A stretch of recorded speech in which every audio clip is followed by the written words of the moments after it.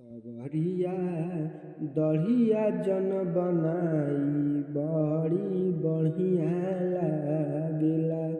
ततानी दढ़िया जन बनाई बड़ी बढ़िया लागेला।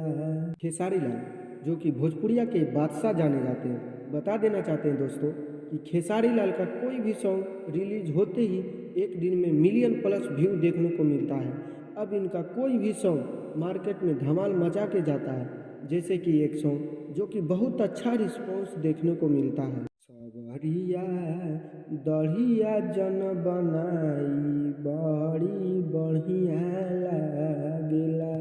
ये सॉन्ग को 120 मिलियन प्लस लोगों ने इस गाने को सुना, जो कि बहुत अच्छा सॉन्ग है। अगर आप इस सॉन्ग को अभी तक नहीं सुने हैं तो आप इस सॉन्ग का नाम सर्च करके आप एक बार यूट्यूब पे ज़रूर सुनें। इसी प्रकार से लेटेस्ट जानकारी के लिए हमारे चैनल को सब्सक्राइब करें और भोजपुरिया मगही गीत सुनने के लिए भी हमारे चैनल से जुड़ें।